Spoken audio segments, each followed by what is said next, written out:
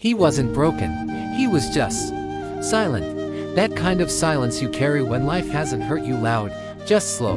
The man's name was Elias, a name you'd never see trending. But if you looked into his eyes long enough, you'd see a map of all the things he wanted and all the things he gave up trying.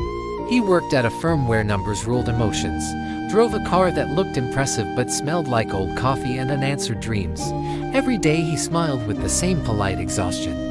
They called him reliable, which in today's world is code for he doesn't complain. Even when he's dying inside, he wasn't always this way. Elias used to dance in public.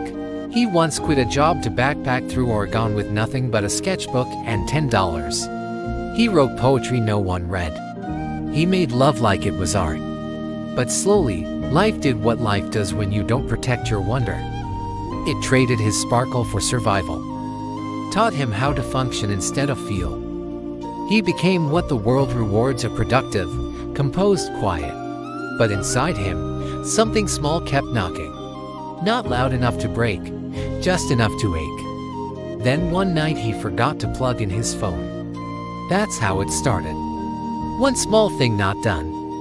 The alarm didn't ring. He didn't wake up on time. Missed a meeting. Got scolded by his boss.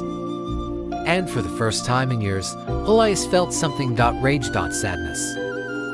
Aliveness. He walked out. No dramatic slam, no speech, just walked down the street, past his building, past the familiar, into a bookstore where no one knew his name, bought a journal, sat at the park. And for the first time in years, he wrote, not to impress, not to post, but to remember who he was. Before survival became his religion. Most people never see it, but survival isn't just a life condition, it's a neurological state. When the brain senses emotional threat, rejection, shame, burnout, it activates the amygdala, pushing us into fight, flight, or freeze. And when that stress becomes a habit, it rewires the brain. Our nervous system learns to live on alert. Cortisol rises, sleep breaks, imagination dulls, even love feels unsafe. Survival becomes our norm. But here's the power. The brain is neuroplastic, which means it can change. Through intentional emotion, gratitude, and self-awareness, new neural pathways grow. The mind remembers how to feel safe again, to trust joy again. Elias didn't become famous, but he became real again. Started painting, called his sister, fell in love with a woman who didn't ask him to shrink. He laughed again, not because life got easy, but because he chose to feel it all. Fully, loudly, softly, awake. So I ask you, are you living or just surviving? When last did you laugh so hard your stomach hurt? When last did you cry and it wasn't weakness, it was worship? When last did you breathe and realize you're still here, and that means something? Don't wait.